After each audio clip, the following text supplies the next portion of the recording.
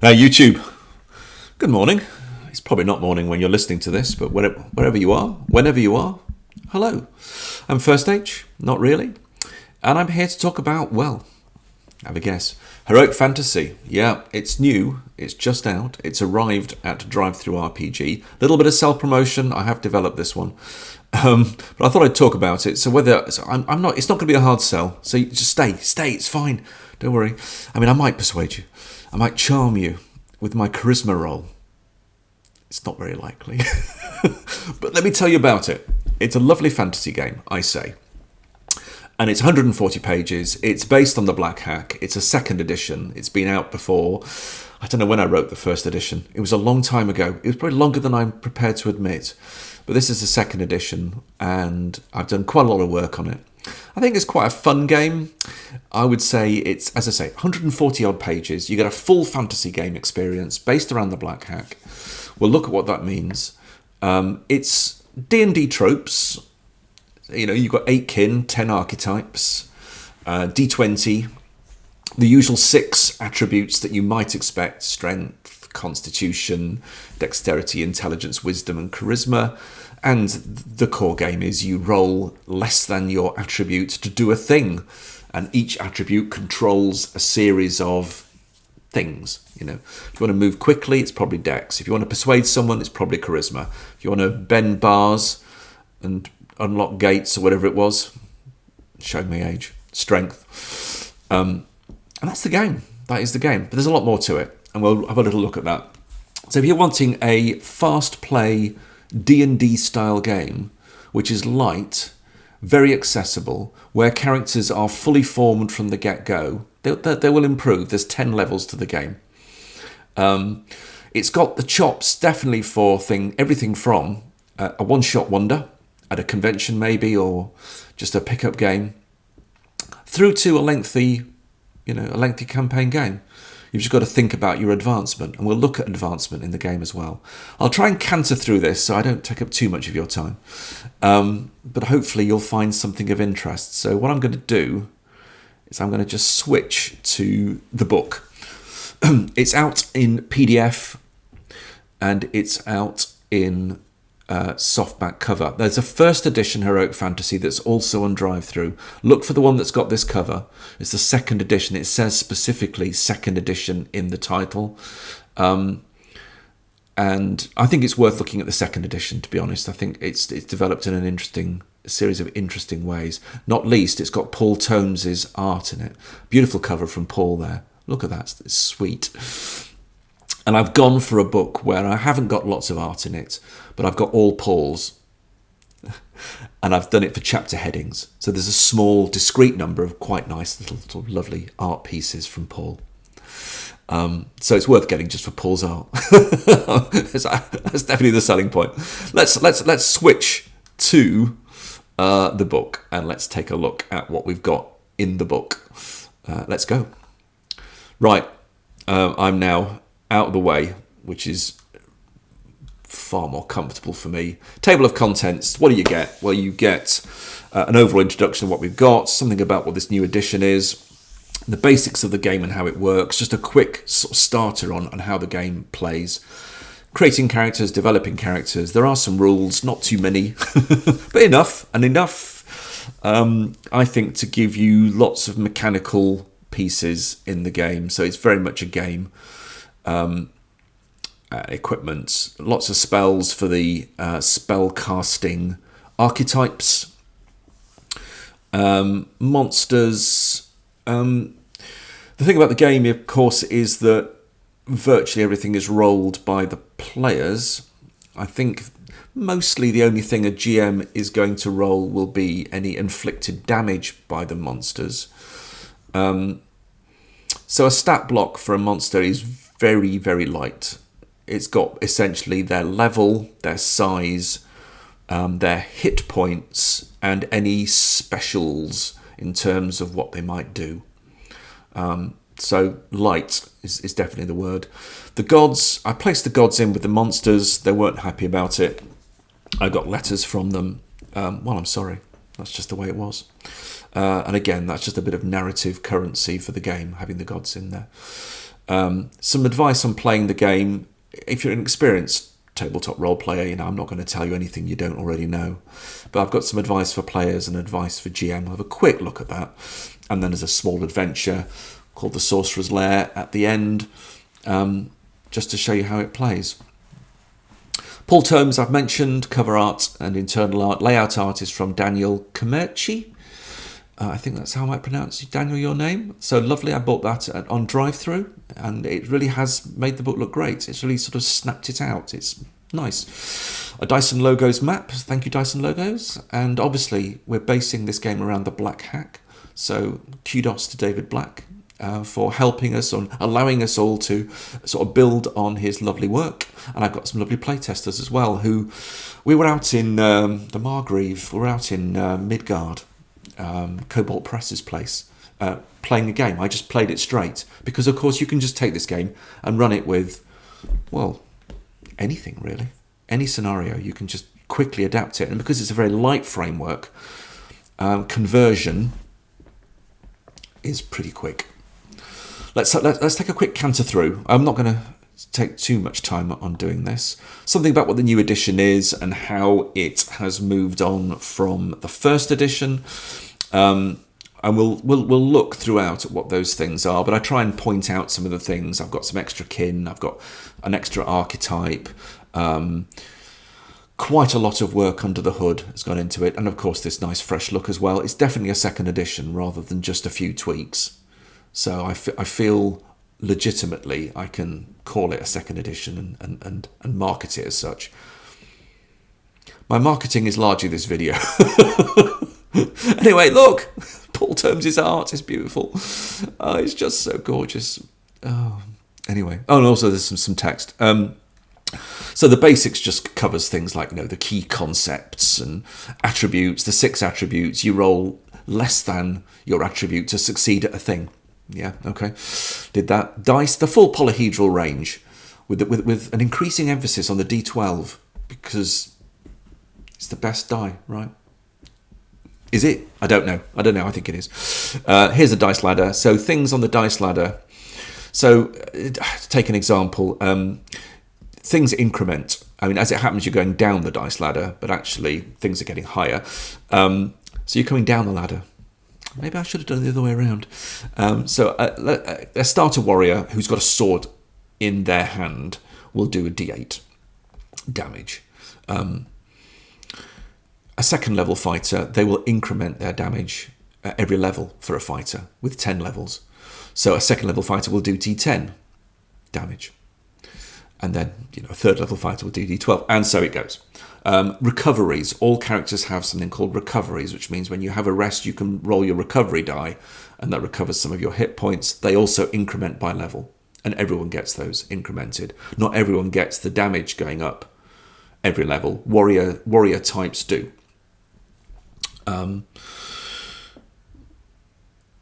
At least every level. Everyone gets an increment, but not perhaps every level. Tests, and what tests are, you basically roll lots of tests. You roll less than an attribute on a d20. Criticals and specials being your levels. So if you're 4th level and you roll a 4 or less, then you not only succeed, but you do it particularly well. There are some criticals and fumbly type stuff in there for 1s and 20s. Yeah, and everything in the game has a difficulty level. I say everything, probably not everything, but you know, if you're a rogue and you're trying to get through a lock, and you're a 3rd level rogue, and the lock is a 5th level complexity lock, then that's more difficult than your level. And so for a 3rd level rogue, they'll need to roll a +2 onto their d20. You don't want a +2 because remember, it's a roll low game. It's not a D&D roll high game. It's roll low. So a +2 is a thing. So that makes it a bit more complicated for you because there's a level difference. Monsters are the same. Monsters are simply have got a threat level, and if their threat level is higher than your level, then you have to add 2 to both your attack d20 roll and your defense d20 roll. Most rolls are done by players. Help and hinder die. I did write this during the OGL fiasco. Do you remember the OGL fiasco? I was renaming everything desperately. Some of it stuck. So help and hinder die is advantage and disadvantage. You've got this in the game. A help die will help you. So you roll 2d20, not 1d20, and you pick the lowest because you want low. Yeah? And a hinder die does the opposite. Simple. Usage die, so it's a black hack thing. You typically track things like resources. You can track mood. You can track anything. You could track a background event that's going to happen, and you can use the usage die. So all it means is you set a usage die for it. Let's say it's a D10, and you just on an increment you'll roll that D10. It might be: do you use all your arrows? Does your armor degrade? Do you remember the spell in your spell slot? You roll the die, and you see if you keep it. And a D10, if you roll a 1 or a 2, it drops to a D8. Your next time you will use this resource, you're on a D8, drops to a D6. 1 or a 2, it drops to a D4. You roll a 1 or a 2, it's done. And that's kind of how it runs. So it's a way of tracking whether anything happens. It's quick and it's nice. And it's now I haven't. One thing you could do, for example, is use wealth. You could say wealth is a resource. Really, you could do that. I haven't done that. I've kept silver coins in a sort of a grasp at the old school, I suppose. I don't know what I'm talking about really. Creating a character. I would say it will take you 15 minutes to create a character. Tops. You just make a few choices or a few rolls. If you want to roll, and you can roll or choose. It's up to you. 15 minutes. Is it a brutal game? No, I don't think it is. I don't think it's a brutal game. So I don't think you're going to be churning through your characters very quickly. But nevertheless, I'm going to say it's 15 minutes. If you've got the PDF text, you can copy and paste the abilities into a sheet, and it's fine. Let's keep going. Attributes, the core 6. You can assign an array here. I've just suggested an array. I mean, pick your favourite array. I've gone for an array. You could just, that's my ice option. The lukewarm puddle is between the ice and fire. A little bit of Spinal Tap for you. Semi-controlled. So you can roll 2 dice on a much tighter range. If you want to have dull stats, typically coming out at a 10 or 11 for each stat, or you might peak at a 14 and so on. The fire is 3d6 down the line, baby. That's the way to do it, isn't it? You just used to allocate it. You could have a 3, you could have an 18. Except for me, it's not. I don't put this in here, but you can do anything you like. You can do, your classic 4d6, drop the lowest. I do 3d6 and re-roll 1s. So the lowest your attribute is going to be on is 3 2s. It's going to be 6. That's as low as you're going to get, which is actually about 30. Well, it's a 25% chance to do a thing on that attribute. Do what you like. Do what you like, but I'll give you some options. Choose a kin. There are 8 kin. Here they are. Ta-da! You can roll it, you can choose it. Let's look at what you get for being a kin. All characters have a kin and an archetype. And that's the core that forms your character. And you can blend them any which way. You can be a dragonborn rogue. You can be a halfling necromancer. Why not? Why not? So you get a health die. All kin have a health die, somewhere between the range of D6 and I think about a D10. Let's have a look and see. The way hit points work in the game, it's a hit point and level game. You've got a kin die and you've got a archetype die. So a dragonborn gets a D8 because they're a dragonborn. If they're a dragonborn warrior, the warrior is a D10. And the way the game works at first level is, well, it's kind of up to you. You can either say just roll them, so you roll a D8 and a D10 and that's your starting hit points, or you can go for the heroic option and say it's a D8 and a D10 but you get the max, so you start with 18. And then every level you go up, you roll both your health die and your archetype die and you pick the highest, and the highest result of those 2 die is your incremental hit points. I feel I belaboured that a little bit. Anyway, that's how it works. Do what you like. And again, you can just decide that, I don't know, Dragonborns go up by 6 every level. Do that then. Dragonborn get a breath weapon with a d6 usage die per day. So the idea is you will use your breath weapon. Do you keep your breath weapon for the day? Yes, you do. I rolled a 4. Rolled a 2. I still keep my breath weapon, but I'm on a d4 now. I'm running out of breath. I'm running out of everything. And again, that d6 damage is in a cone, but that d6 damage is a first level Dragonborn. A second level Dragonborn on the dice ladder, it would be a d8. A third level would be d10. Fourth level would be d12. Yeah, that's how it works. And that's how the dice ladder sort of guides the increments for things as you go up levels, which are 10. I mean, so let's stay with the Dragonborn for a second. I won't do all the others, but, they were once thralls of dragons, which means that if a dragon wants to command you, you've got to make a wisdom test. Or you'll have to do what the dragon says. Especially if the dragon is of the same type as you are as a Dragonborn. If it's a red dragon and you're a blue dragon, for example, then you can have a go at your wisdom save, but you actually get a help die because you're not quite aligned to red. I don't know. It's weird, but then Dragonborn are weird, right? And you get Draconic as a language, and you get some scaled skin. Armor does absorption in this game, so that absorbs 1 point of damage. You're a bit hardy. Every damage that comes in will be 1 less because of your scaly skin. And you got claws and bite. Usually hand combats with hands and feet and things is d4. You get d6 because you've got clawy, dragonborny things. And if you're a warrior, that's going to increment every level up the ladder. You've got dwarves and elves and giant-blooded and all sorts. Obviously, use as many as you like. Use these or don't use them, and create your own, of course. Just use these as a template.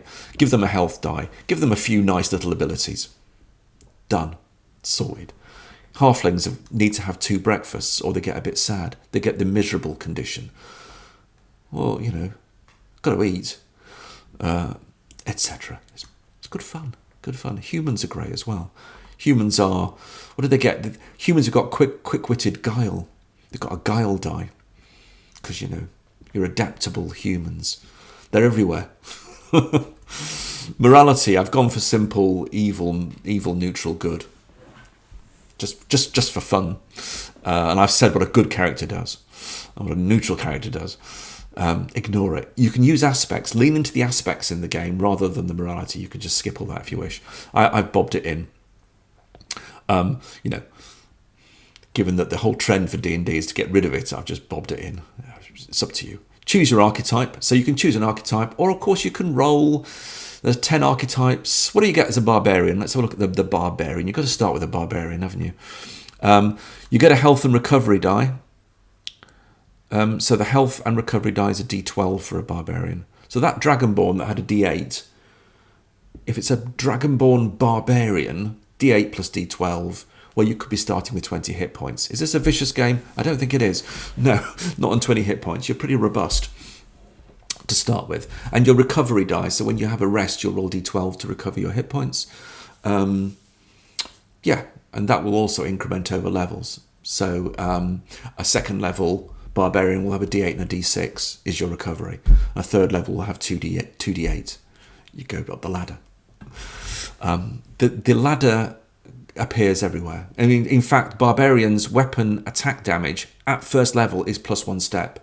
So the barbarian with the d8 hand axe or battle axe, that would be a d10 if it's a barbarian holding it. And then it'll increment. So second level will be d12. And so it goes. They can see the red mist. They can go wild. And they get, for certain types of test, they get a help die. Wilderness law, survival, tracking. When a barbarian is first wounded, this is something that all the martial archetypes have. They can immediately make a recovery roll. So if you're and wounded is like bloodied in 4e. If If you get down to half your hit points or less, that kicks in. And you get an adrenaline surge. I'm not going down. I'm staying alive. I'm going to fight on. You make a contest. You can get a recovery. And at +1 on the dice ladder.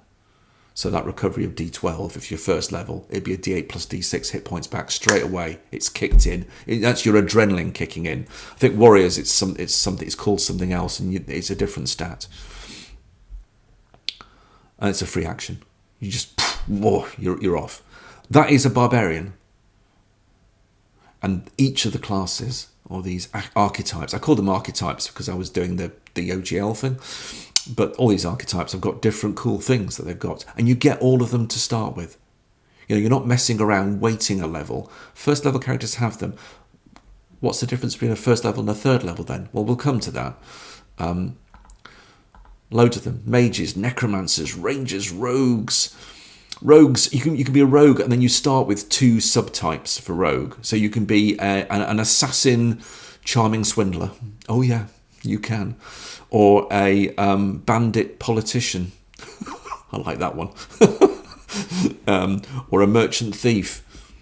Giveth, taketh away. I don't know. Anyway, you can be these things. And you get, I think you do get actually an extra one at 4th and maybe an extra one at 8th or something. So there's some leveling stuff. And that gives you lots of different abilities. You've got help die in particular areas. What does a charming swindler get? A help die when charming, seducing, persuading, or otherwise lie and hoodwink your way out of a situation. Nice. And they've also got a ride your luck, which means they can build on the guile die. So you get a luck die. Nice. You can roll a help die for the next test. Nice. That could be useful. Sorry, I was looking at my own game. Carry on, Graham. Get on with it. Come on. Warriors, they're ace. The warrior gets... what does the warrior get? When a warrior is first wounded, remember it was the sort of adrenaline surge. This is a strength in battle roll, so I bet it's strength. Yeah, they make a strength test. It's the same deal, but it's kind of thematically different for the warrior than for the barbarian.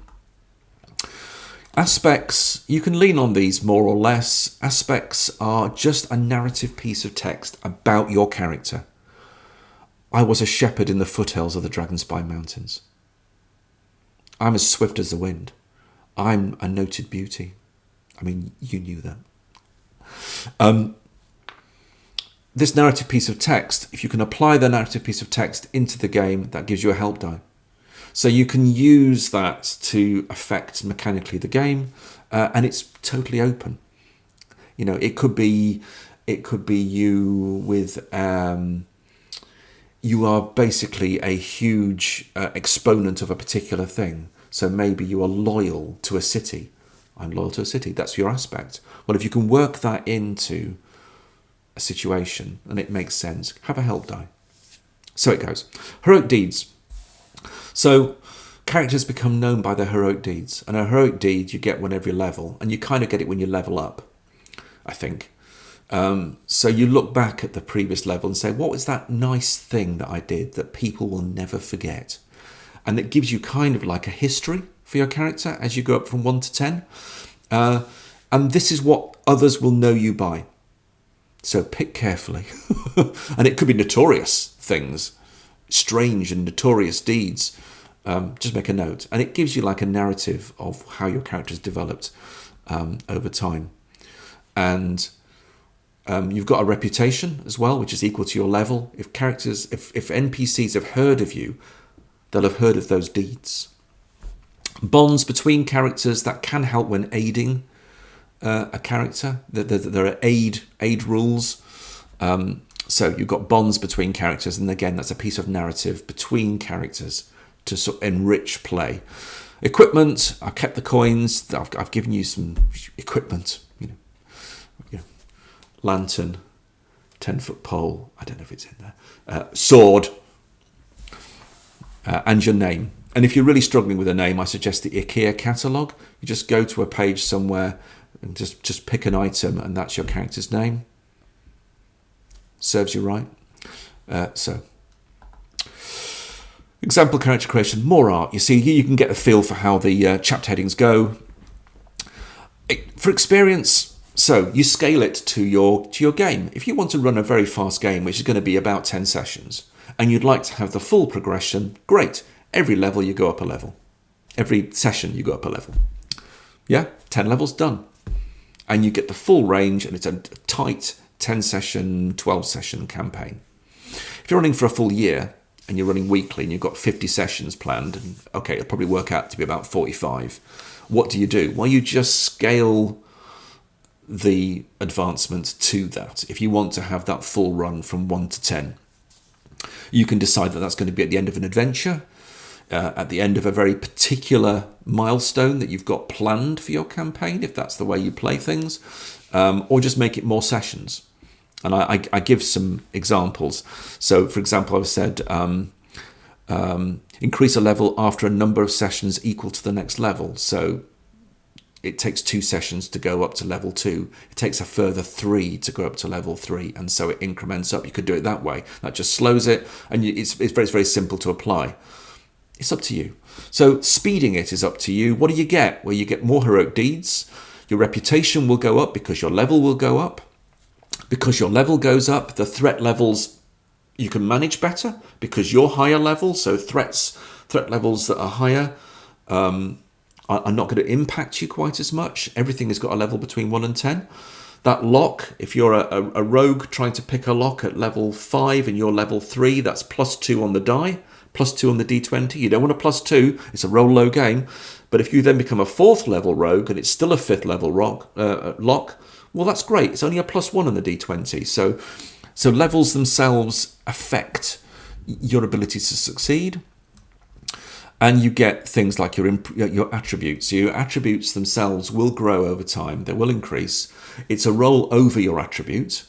So you get 2 for your archetype. So your archetype will archetypically go for 2 attributes, and then 2 are free form you pick.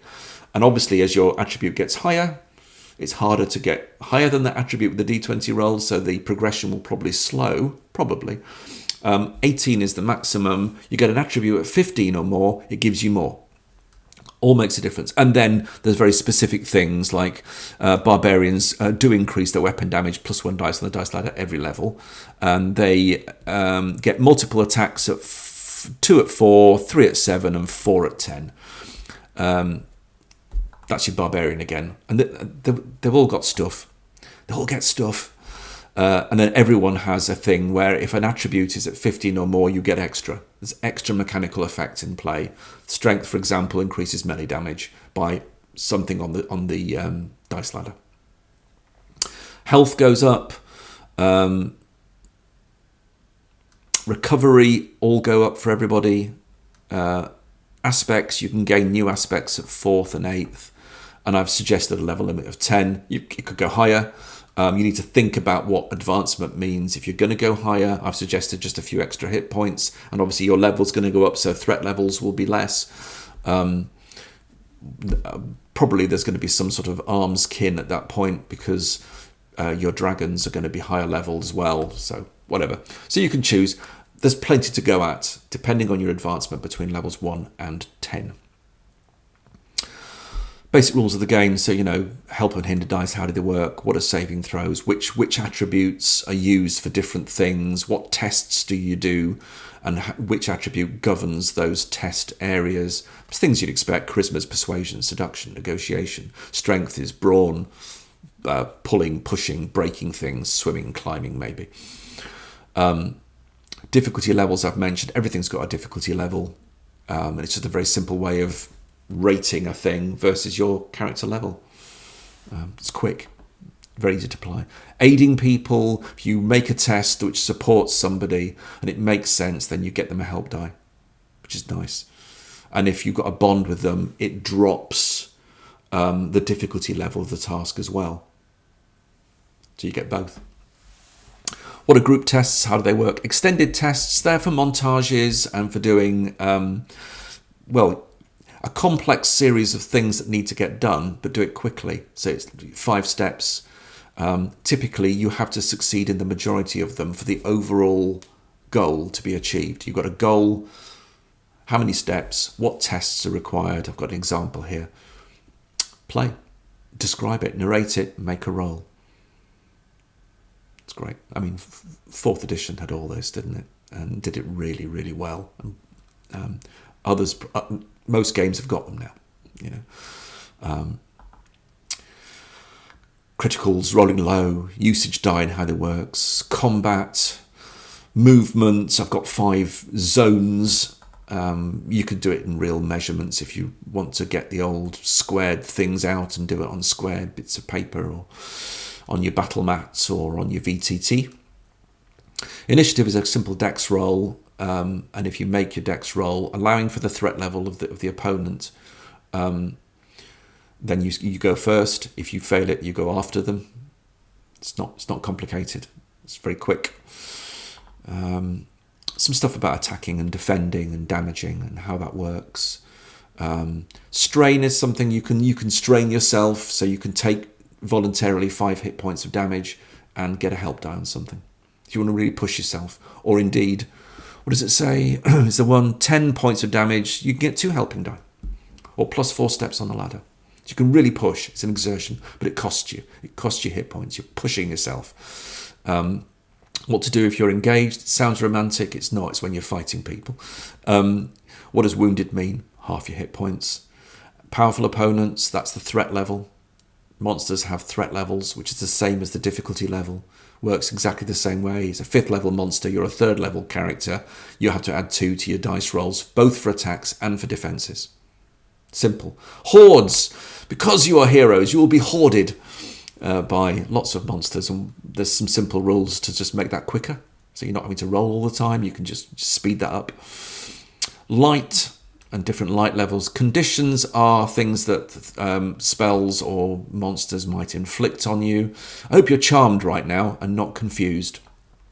I've got a few for you there. I mean, the reality, of course, is you can make up any condition and give it an effect. That's your condition, you know. Perplexed. Well, what's perplexed mean? Well, you roll with a hinder die on any int-based tests for a while.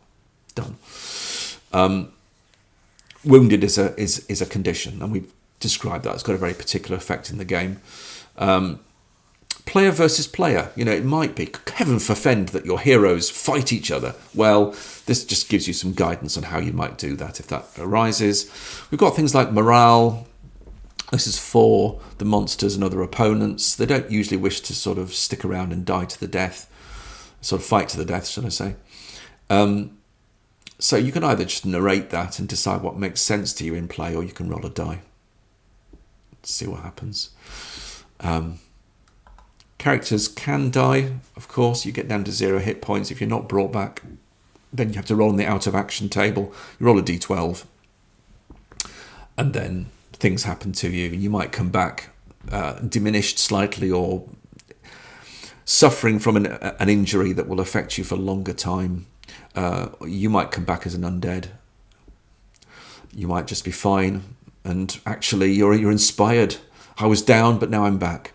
And I think, is it the humans? I think humans get to roll this with advantage. So they roll 2d12 and I think probably pick the lowest. Healing, how that works, and recovering, resting, short rests, make a recovery roll, that kind of thing. Recover spells as well, spell slots. We'll come to magic in a minute. Yeah, there's quite a lot going on there. So I mean, again, that's it though. That's the game pretty much. And then you've got things like, you know, equipment. I shell you with armor. I give you melee weapons, and I give you holy symbols and wooden torches. Is there a 10-foot pole here? I can't believe I didn't put a 10-foot pole in. There you go. You have to make one up. Pick your favourite game. Meals and food and ale standard. There's a silver.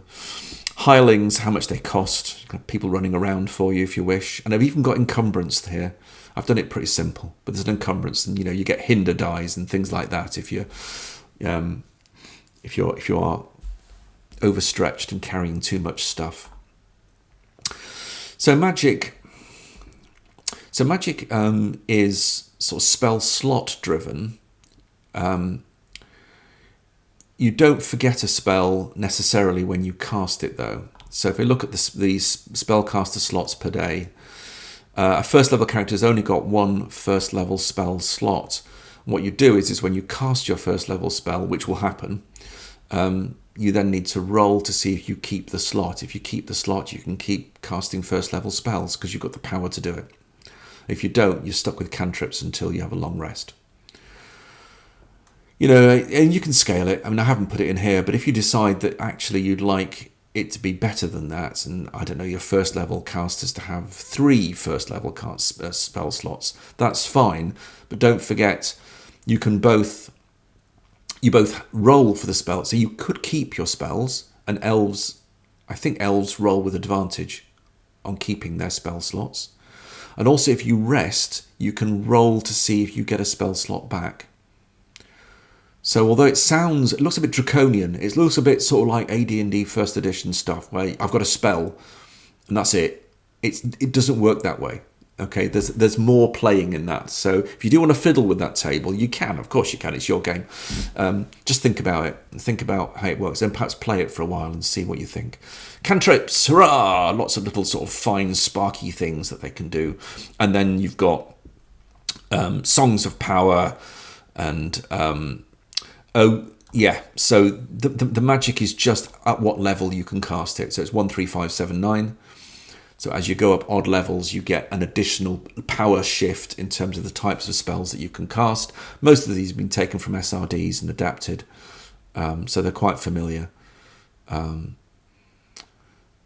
So that's why they're 1, 3, 5, 7, 9. It's the level that you need to be at to be able to cast them. Divine prayers, primal spells of nature, arcane spells of the magi, necromancer, blasphemous rites. Lovely. You've also got a couple of pages of magic items, so you can create magic items if you're a spellcaster, and there's a couple of pages on how to do it. You can create permanent or potions or rings of protection, brush with death, a broom with level 2 arcane bolt on it. Just do it, and it tells you how to do it. It's really light, but it gives you all that range. You can spend your time enchanting things if you feel like it. Good stuff, good fun. Where would we be without monsters? He said. Sounds like the title of a book, doesn't it?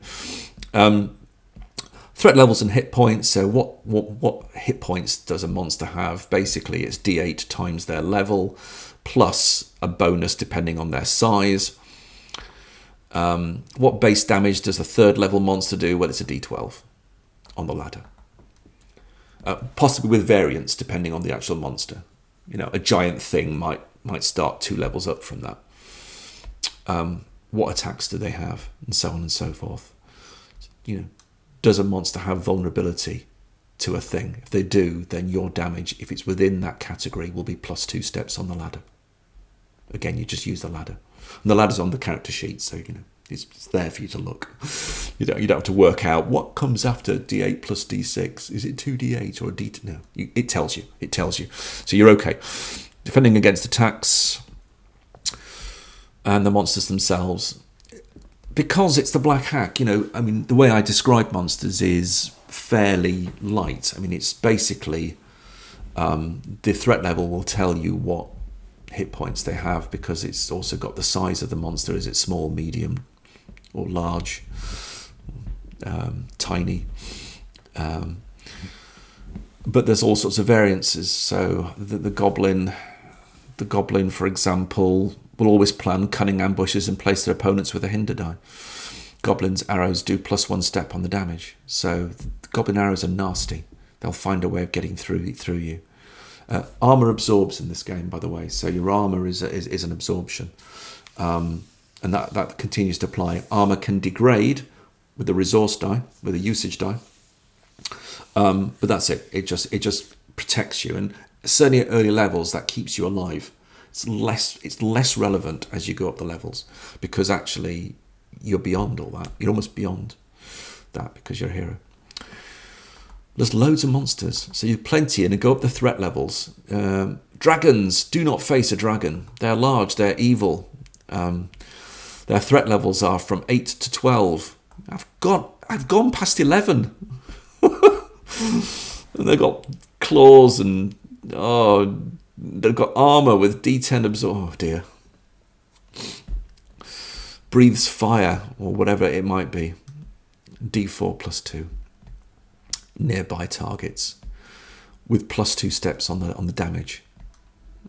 That's a lot of damage. It's going to hurt. Make sure you make your defense roll. And the gods have got realms that they are controlling. They have a morality, sort of good, evil, neutral, probably.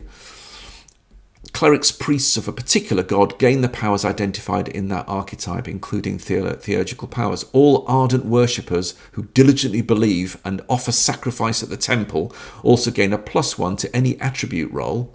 So you actually increase your attribute by 1, which is a good thing. Where the test can be linked to the realm of the deity.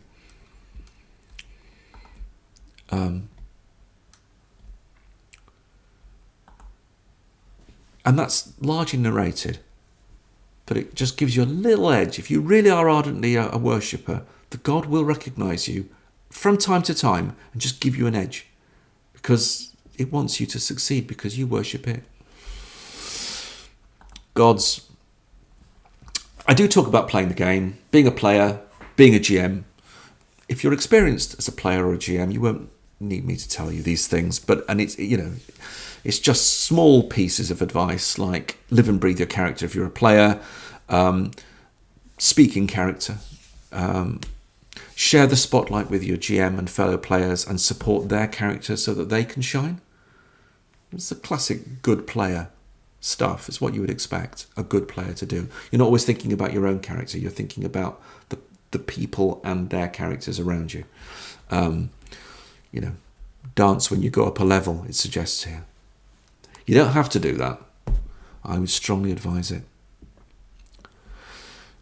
Where are we? And being a games master, it's a similar stuff. Sharing the spotlight, making sure everyone's okay. All that stuff.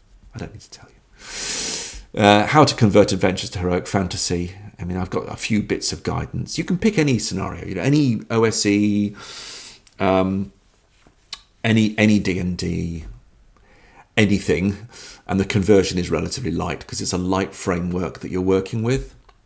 I've got some things for playing online. There's the Roll Virtual Tabletop has got heroic fantasy sheets. I've done some templates for character sheets and monster sheets for Foundry. It's available with the custom system builder.